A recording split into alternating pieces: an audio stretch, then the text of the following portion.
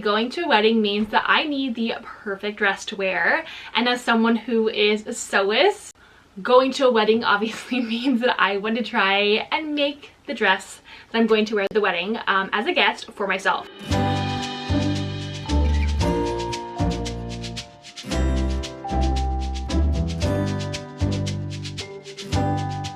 Welcome back. I am so glad that you are here. I feel like I have been a little MIA this year on YouTube, kind of crazy and busy. I feel like life tends to move with the cycle where like 1 year there's a ton of sewing and a ton of sewing projects and a lot of time for creativity, and another year other things come up and tend to kind of replace those creative outlets, and I feel like that's definitely how my year is.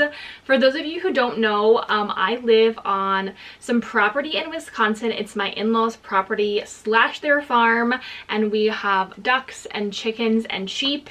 And the past like month and a half have been super busy on the farm because we have been hatching out brand new chickens. We have baby geese.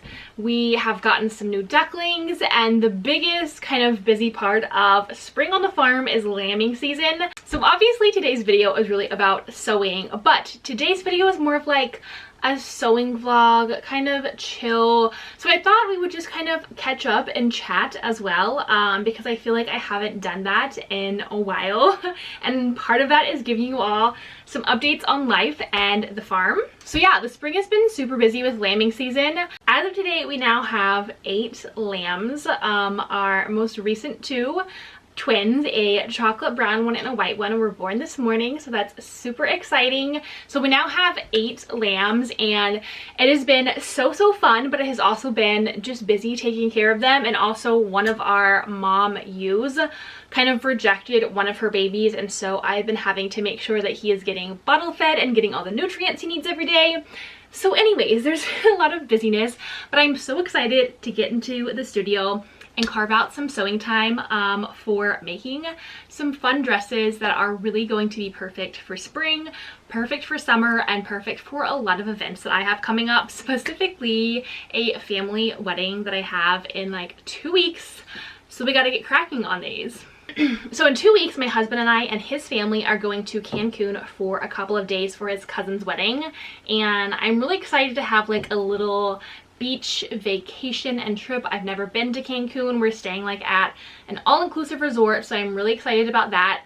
And obviously going to a wedding means that I need the perfect dress to wear, and as someone who is a sewist and lives that by the mentality of I can just make everything myself, going to a wedding obviously means that I want to try and make the dress that I'm going to wear to the wedding as a guest for myself. So that's what we're doing in today's video. So I'm working on my dress for the actual wedding ceremony, but since we're going to Cancun and it's kind of doubling as like a little bit of a beach vacation, I also kind of want to make and take another super just like easy breezy dress that I have honestly had on my to make list for like a year, and I've had the fabric for a while that I thrifted. So anyways, let me walk you through the 2 dresses that I'm making and what we're gonna do in today's video, and then we'll dive in and start sewing and keep chatting. Okay, so the first dress that I'm going to be making is my dress for the wedding, and this dress was inspired by dresses that I had tried on like last fall at Target. So there were these like satin slip dresses from the Target Wild Fable brand. I don't know if any of you remember like seeing these at Target or seeing people wearing them. Anyways, I tried them on at Target because I found them on clearance when I just like stopped into Target one day, and I really love this idea of a cut-on bias slip dress. I just thought they were super flattering and really like feminine, but none of them fit me, and then I also was like, I could just make this. So anyways, I've had that vision of a dress in my mind since last fall, and I was on Instagram one day and I saw a PDF sewing pattern that was literally the exact same dress, pretty much. The back is a little bit different, but the front is the exact same, from the brand Rosy Apparel. So I will link it down below. She has an Etsy and she has a ton of sewing patterns, and they're all like incredibly stylish and trendy and cute. But she has one that's called the Lingerie slip dress, which I know that name is a little odd. Like, I cannot believe you're wearing that to a wedding. I get why it's called that, but it's also just like a very classic feminine dress. So anyways, that's what I'm wearing to the wedding. It's going to look a little bit different than the sample dress that's on the pattern, because she made it in a solid color and it's edged in lace, and I am making it in like a really tiny floral print, and I'm not putting lace on it. So anyways, I will link that pattern down below. This is a picture of what the pattern looks like and what the dress looks like, but I'm making it in a print because I'm not the biggest fan of like solid color satin dresses, because sometimes the solid satin cut on bias just is not super flattering. But I'm going to be using this really pretty yellow fabric. I think I have had this fabric for 3 years. I found this on clearance at Hobby Lobby three and a half years ago, and I got the entire bolt that was left. I don't even remember how much it was or how much was left on here. There's a lot. I think it might be close to 8 yards. So I've just been holding on to this, and it's perfect for a wedding guest dress. So it is this really pretty bright yellowy, I feel like the color is showing up different in the video right now, but like a vibrant yellow. It's not quite the butter yellow that's popular right now, but a more vibrant sunny yellow with these little tiny white flowers in different sizes with like navy centers. So I couldn't really figure out a lace that would really match this. I feel like white would just, I don't know, cheapen the look of this dress, and I don't think I could really find a navy that I would like. Wasn't going to use yellow, so we're going to make it without the lace edging, but I think it's going to look really pretty. I am also toying with the idea of putting like little flouncy butterfly sleeves, but this is the dress for the wedding. It is 100% polyester, unfortunately, but in order to get the look that I want for this dress, especially since it is cut on the bias and to have that drape, you do kind of need more of a synthetic, unless I was using silk, but I'm not gonna sew with silk. So anyways, that is this dress that we're gonna work on. But let me also tell you my ideas for my second dress that I'm going to be making in this little sewing along vlog. So I don't remember when it was probably like a year ago or something, and I saw this dress on Instagram. I don't remember whose Instagram, but it was this green and white striped maxi dress. It was strapless, and then like the bodice, it wasn't ruching. You could tell that the construction was more of elastic channels, so you kind of have more of that thicker ruching just all along the top. Maxi dress, green and white stripes, and it just looked like the comfiest dress ever. So easy and breezy. I love a good stripe. I love green and white. So I remember saving it somewhere. I probably have a screenshot somewhere, and if I can find a photo, I'll pop it up on the screen. So anyways, I had this idea and this image of this dress in my mind, and in all of my like project ideas, you know, collections on Instagram and my phone. And I was thrifting one day, and I found this vintage sheet set from Penny's that is green and white stripe. So this is like what it looks like. Although I feel like, again, the lighting is making this look weird, but it's not like an avocado-y green. It's more of like a bright summery green with the white, and it's a vintage Penny's sheet. So I'm assuming, I don't know, maybe this is like from the 60s or 70s given the logo, and it is a twin bed sheet standard set, and I paid $2.99 for it, so lots of yardage there. But I thought this would be perfect for the green and white striped dress. So I don't have a pattern for this dress. I am going to make my own pattern because it's really just a rectangle for the skirt, a square for the top, and some elastic channels. So I'll kind of walk you through how I'm gonna make that dress and have like a little miniature-ish tutorial. So Rosy's Patterns is actually the brand name for the pattern for this dress that I'm going to be using. But she also has a dress that's super similar to my vision for this green and white striped dress. It's a little bit different, but that specific pattern is called the strapless maxi dress pattern. I'll put a picture of it right here, and I'll link the pattern down below. So it's very, very similar to what I'm wanting to make, except the maxi dress that I want to make has elastic channels and ruchings over the bust as well, and it's not just more open without elastic for the bust. So the Rosy's pattern one has elastic at the top and under the bust, and then at the torso, but I want elastic all the way across. So anyways, I'll show you how I'm going to do that in this video when I get to the part of sewing that. But if you like that dress idea, Rosy's Patterns does have something super similar, and I feel like you could also easily adapt it and add more elastic channels to the bust. But anyways, that is what we are making in today's little sewing vlog. We will see how long it takes me to make these. We are leaving in 2 weeks, so I have 2 weeks to work on them. I think that the maxi striped dress will go pretty quickly. This dress I think will take a little bit longer just because the fabric is more delicate. I'm definitely going to have to take my time, but it's only like I think 5 pieces. I think I looked at the pattern, but I am gonna have to figure out how to lay all this fabric out. And I also don't have a lining fabric for this, so I think I'm gonna have to line it with the fabric itself, and we're gonna see how that works. So anyways, that's what we're doing in today's video, so let's dive in to sewing. Enough chatting, let's get to the creation part.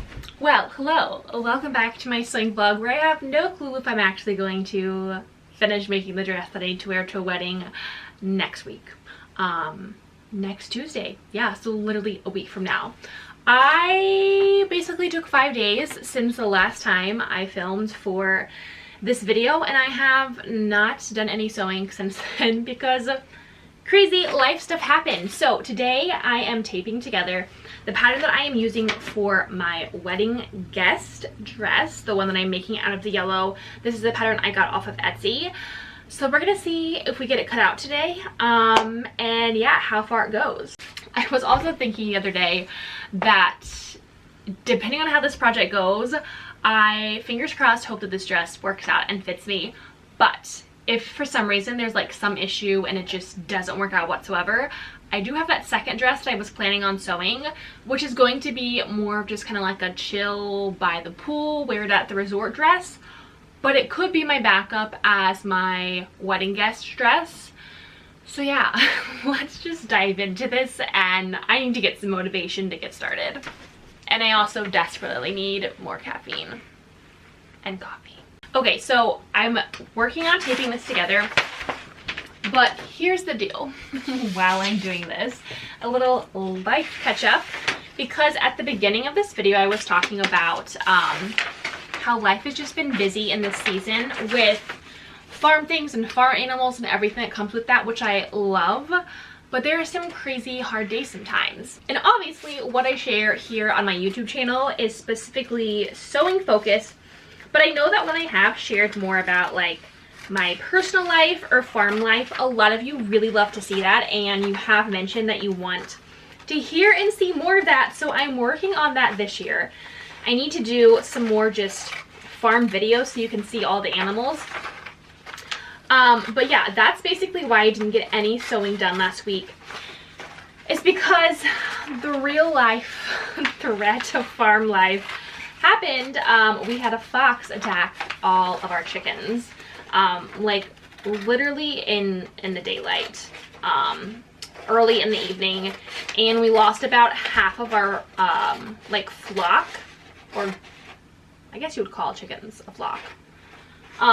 And so that was very unfortunate, very sad, having a lot of chickens die. I was having to nurse them back to health, and unfortunately those 2 roosters that I was taking care of and nursing back, they had too many injuries that they didn't make it, which was really sad. I did have to utilize some of my hand sewing skills to stitch those roosters back up with some of their wounds, which weren't like super duper bad, but like they need to be stitched back up. Fun fact, when I was like in 8th and 9th grade, my plan was to go to college and become a vet tech, and I was in a 4-H program to become a certified vet assistant if I were to finish this program and take a test. So I spent many Saturdays volunteering at a vet office and was really like focused and serious on becoming a vet tech and working with animals. But after all that time, I realized as much as I love animals, I didn't actually want to work with them every day. And obviously everything played out how it should have in my life, because I went into something that I truly love. I went to college for something that I love that was such a better fit. But the funny thing is that my current life now, living on the farm, in many respects, is just kind of like utilizing my love of animals and, you know, vet techish skills in addition to sewing skills. So it's really interesting how life plays out sometimes. So anyways, all that to say, we're back to sewing, back to the creativity after taking some time off, and I honestly need this. I need it as like my recharge. There's that like trend on social media where it's like probably needed a hug but decided to do blank instead. Mine is probably needed a hug but decided to go sew instead. So that's what we're doing today.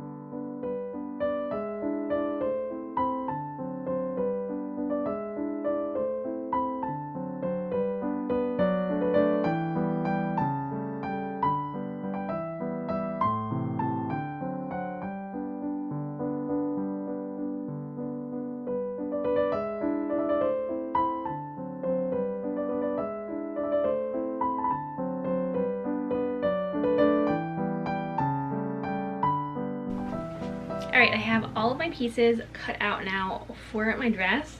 One issue that I ran into is I thought that this dress was going to be cut on the bias, and that's probably just my own assumption with satiny, silky type dresses typically being cut on the bias.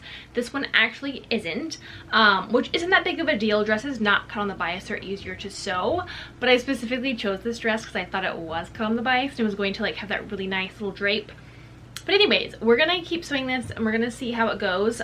One thing I'm a little worried about is because it's not cut on the bias. Bias cut dresses tend to have more widthwise stretch because of the warp and weft and the bias integration into that.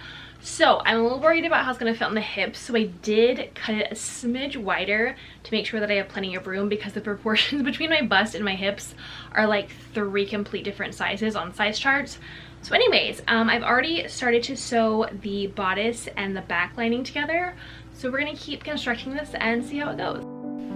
As you are going to see in my process of making this yellow dress, there are a lot of tweaks that I eventually have to make along the way in order to get this dress to totally fit me, and corners I cut and things that I could have done better, but overall this pattern was incredibly easy to sew and to follow. So here's the process of me creating this yellow dress. Something that I also realized as I was editing this video is that I need to start like sharing what shows I'm watching as I am sewing various different projects, because there are always so many different shows or podcasts that I'm listening to. For this project, I was watching through a lot of Project Runway All-Stars, which is full of inspiration for when you're sewing. So that was definitely on in the background for most of this. So I would love to know from you like what your go-to shows are when you are sewing, or maybe what you are currently watching or having on in the background during your sewing time. It's always so fun to hear what people are watching or listening to, or if you just sew in silence. I would love to know, so drop a comment below. Alright, doing a little try on for this dress. Very low cutting, but the dress is meant to essentially tie right here, so that it won't be all that bad. This part's looking pretty good. I'm pleased with it. And then the back is a super duper low back. So we're gonna have to see how this actually like stays on my shoulders. But yeah, the only issue is that it's a little like weird bunchy right here. Maybe that's because I top stitched it and I shouldn't have. It's a little funky. So I don't know, we're gonna have to see how that does at the end of the day. Maybe my ties will like hide it. But yeah, not looking too bad.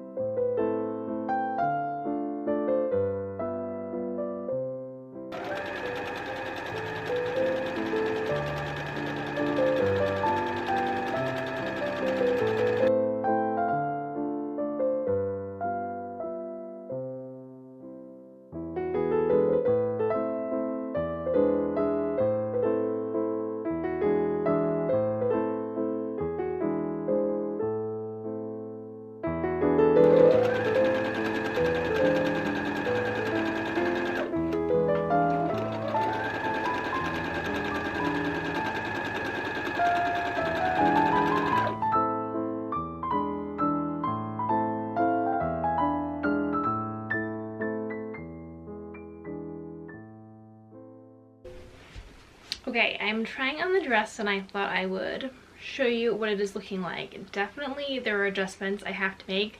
This is like the part in any sewing project where you've sewn pretty much everything together, you try it all on as it would fit for the first time, and you realize you have a lot of adjustments to make. So anyways, I cut this dress on the size medium again because that's where like my hip measurement aligned with the most. I definitely could have probably been like a small X small for the bodice, and maybe I should have cut the bodice smaller and then just grew it out hip wise. But anyways, there's definitely some gapping right here, so I'm gonna have to go in and take in the sides, maybe like ½ an inch. I do generally really love how this bodice is fitting. I feel like it's so flattering and so pretty, but again, there's bulkiness there, and then because the sides need to get taken in, the back is just really bulky, as you can see, and it's meant to not be as roomy and more fitted like so. So I'm going to flip this inside out and take in the side seams, and hopefully that will make this part a bit more fitted, make this a bit more fitted, and then also bring in the back hopefully. And then also I was walking in this and I realized there's like zero give in the bottom of this, and it's kind of like a maxi midi length. So I think I'm going to try and build in a slit onto one side so that I can actually move around. I mean, I'm going to a wedding, probably be dancing a little bit, so I want to make sure that I can like move in it and be comfortable. So that's the update. Okay, an update on the fitting.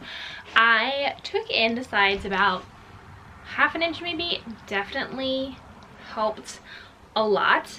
The back is fitting a little bit better, and I also feel like it's not meant to fit totally tight because it's not like a fitted dress, and the more I take it in, the more the back is going to come away from my back. The issue that I'm having, and I should have thought about this when it comes to dresses that have like a lower front bodice and a lower back, is that your shoulder straps just have a tendency to slip, and it's already slippery fabric. So I'm just worried that if I move, this dress is just gonna fall off me. So I think I'm going to figure out some way to keep the back together. Maybe I will add a tie at the top, or maybe I'll add a tie just lower right here. Or I was thinking like some kind of droopy fabric, droopy draped fabric might be kind of cool for the back. Anyways, but the bodice is looking better. I also folded some of this fabric over right here because it was just kind of like gappy, and I needed it to fit better along the bust. So anyways, adjustments to be made. We're getting there. I put a little slit in the bottom. You obviously can't see right now, and I think that's gonna help with like the movement of the dress. Okay, I'm playing around with some ideas for the back of this to keep it up and together, and one of my ideas was to add kind of like a cowl back. I'm not sure how I feel about that. I feel like it would look incredibly elegant, and maybe I need to like try this on with this so that it doesn't fully cover the back, but it adds like this really interesting detail and makes me feel more secure. If I don't go with this, I think I'm just going to add like a little tie to the back.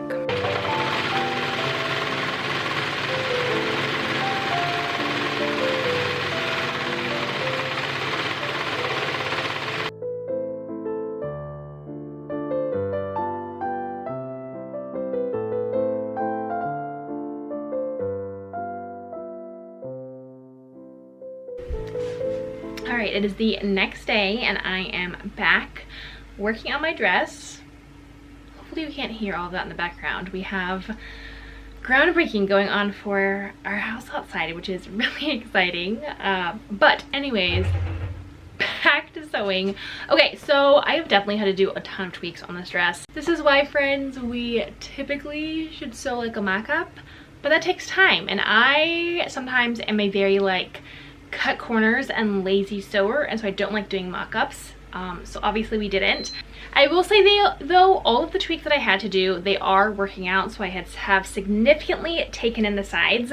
I also kind of had to add these two like little darts right here to the arms because they were just like really bulky and bunchy under the arms. I just did not like that. And also the V in the front was just too wide, and then when you try to like tie it, it would just be all bunchy and weird. So I just did like a little seam right there, which I think will make it a whole lot better. And then as you can see, I added a little kind of bar to the back of the dress so that my straps don't fall off of my shoulders, and I just feel way more secure wearing it. But I'm also going to still get like that open back effect. I think I'm going to be wearing my hair down with this dress, so it's gonna kind of cover this anyways. Yeah, but overall I gave it a good like press, and so it's starting to look a whole lot better. And then I also added a slit to this dress because there was absolutely no mobility in the leg area.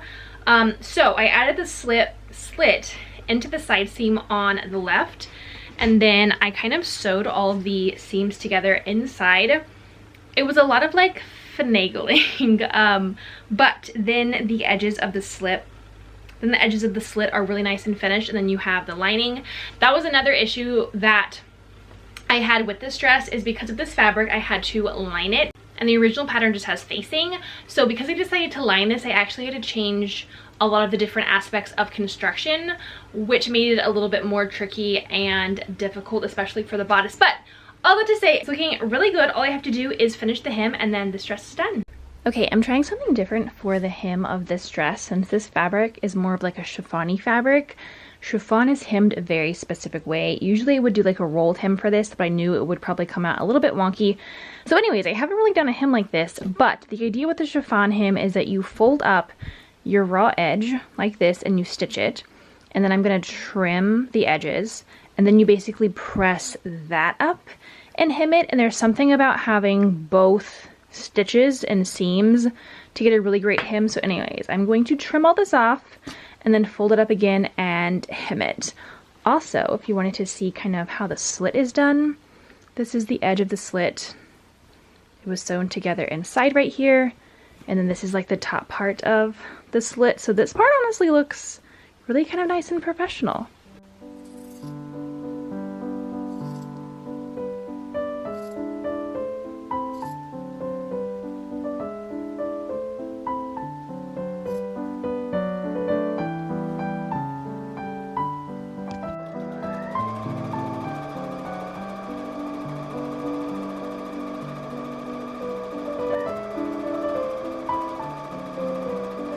Alright, it is day 3 working on my dress slash the 2 dresses that I wanted to make for vacation, and I just finished my yellow dress this morning. Thankfully, like, that is the main dress I wanted to get done because it's obviously what I'm wearing to the wedding in Cancun, and I don't know if I'm going to get to the green and white striped dress. I really want to get it done. I actually just popped the sheet into the wash so that it will be nice and washed. I realized that since it was like still in packaging, I probably should wash it and dry it before I actually start sewing. So depending on when that gets done, I might start cutting it out today. Otherwise, I might try and work on cutting it out tomorrow. But tomorrow's our last day before we leave, and we have an incredibly early flight on Saturday, and I'm going to be in all things crazy packing mode tomorrow, so fingers crossed this works out. All right, it's another day in the studio, the day before we leave to go on our trip. I have my green and white fabric all washed. It's honestly such a pretty fabric. It's 100% cotton, but it has a very like linen look and feel, which I love. So I'm going to get this cut out, and we will see if I get it done. If I don't get it done for this trip, that is okay, but I will finish it when I get back from the trip and make sure to include it in this video. But I really want this to be done because I think it's just going to be the cutest dress for this trip, but also the cutest dress for spring and summer. So anyways, I will show you and tell you all of my like measurements and specifications for how I'm creating this pattern. It's essentially just a rectangle for the bottom and like a square for the bodice, and then we're sewing it together and putting elastic channels. So let's get started. Okay, this is my very rough plan for the pattern for this dress. My width of my skirt is going to be 36 inches wide. I haven't figured out the length yet, but I think it might be around 36-37 inches. My bodice piece is kind of a square that is 20 inches wide by 13 inches long. So the length I want it to be once it's sewn is 11.5 inches, but I need a seam allowance to do an elastic channel at the top and then connect the skirt and do an elastic channel at the bottom. So this is just based off of my measurements, but if you want to try and do this yourself, you could take your bust measurement and add 6 inches to it to get the full circumference of this bodice, but then you would need to divide that in half so that you have 2 pieces. And then you could use the same length, or you could adjust it for yourself by taking a measurement and then adding 1.5 inches of allowance to that for the top and the bottom. And then all my elastic channels are going to be 1.5 inches apart. So we're gonna see how this goes. So for this grid and white striped, stretchy, ruched, topped, kind of tube top maxi midi dress, I'm basically just cutting a ton of squares and rectangles, so that is what I'm doing. I decided to just use the width of the sheet itself for my skirt. I can't remember what that width was. I think it was somewhere around 36 inches because I think that's what I drew and wrote down on my original cutting plan, and then I obviously marked out the length of my skirt. I also did a hem hack where I used the hem of the sheet so I didn't have to hem the skirt. So there's a little tip for you. I always like to cut my corners in sewing if I can.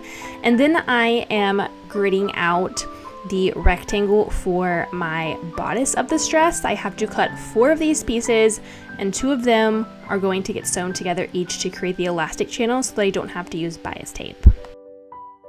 Alright, I have all of my bodice pieces cut out and all of the lines for where I need seams drawn on. A clarification for the bodice, you actually need 4 pieces and not 2. The reason why you need 4 is that you are going to sew 2 together to create your channel so that you don't have to use bias tape. So I'm going to take this over to the sewing machine, start sewing these, start working on the elastic channels, and then attach it to the skirt. So like I mentioned before, I didn't want to use bias tape and have to sew in those bias tape channels for my elastic for this dress, so that is why I'm sewing 2 pieces of fabric together to create the channel for the elastic. Honestly, that makes this dress so much quicker to sew because pinning tons of bias tape is very time consuming. So depending on how thick or thin your fabric is that you are using, you could opt for the bias tape option, but I personally think this option is way more user-friendly and way quicker if you're looking for an easy breezy summer dress that doesn't take forever to create.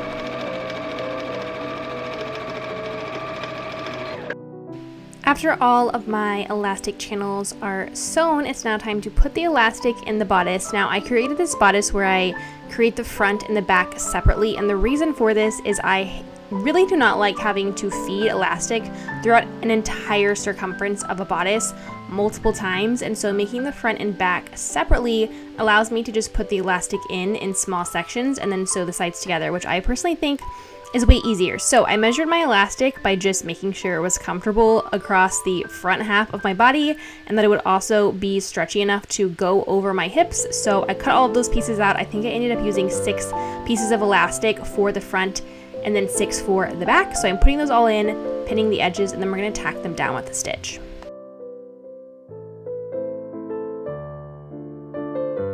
Alright, I got the elastic on both my front and back bodice pieces, so I'm going to tack those down with a stitch, and then I'm going to sew them together at the side seams. And then after I've attached the skirt, I'm going to put an entire circumference elastic at the top of the bodice, and then where the skirt and bodice connect.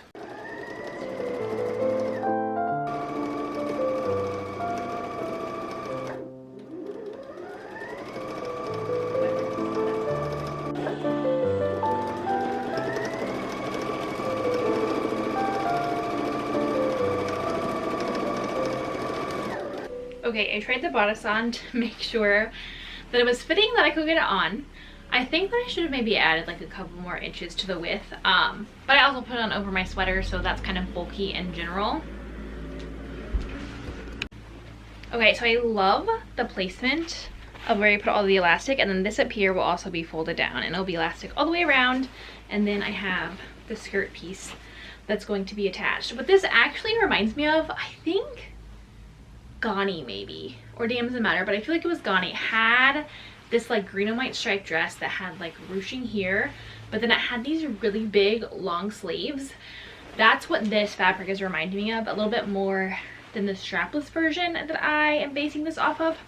But anyways, I really like it, so I think we're gonna be able to finish this before we have to leave, so let's get back to work. Off camera, I sewed the basting stitches into the waistband of my skirt, gathered that waistband to be the circumference of the bottom of my bodice, pinned all of that together, and now I'm attaching and sewing my skirt to my bodice. I'm sewing this at like a 3/8 inch seam allowance because that seam allowance is then going to be folded up to create the bottom elastic channel for this bodice around my waist. Alright, the bodice is almost done. I folded up my seam where I attached my bodice and my skirt right here for the last elastic kind of channel. And then I folded in the top about 3/4 of an inch, sewed it on 1/2 inch, and that's going to be the last elastic channel to hold it up and then to hold it on my waist. Alright, and the last step of this dress and the last elastic channel is the channel along the top of this dress. Since it's strapless, I definitely want to make sure that it's plenty secure, and so the top of my bodice was a little bit longer fabric wise so that I could serge that raw edge and then fold it over and create the last top channel. I don't remember what my elastic width was for this, but I pretty much just measured it around my high bust. Alright, I just finished the dress, just in the nick of time, and when I'm looking at this on camera, it's definitely giving Ganni. I think just because Ganni as a brand really does stripes so well, and I think that one long sleeve dress I was talking about was a Ganni dress. Finish it. I now desperately need to go pack, so I'm gonna go pack this dress and pack my yellow dress that I made, figure out accessories and shoes, and then I will take you along with me to show you the final reveal of both of these wonderful dresses. Alright, and here's the reveal of both of these dresses. In Cancun on vacation, the green and white striped dress definitely lived up to the vision that I had in my head, and I am so excited about this dress. I'm definitely going to be wearing it all spring and summer. There's so many different fun ways to style this. Up and down, fancy, casual, and it really is so comfortable, and the top is so secure. I think it's so cute.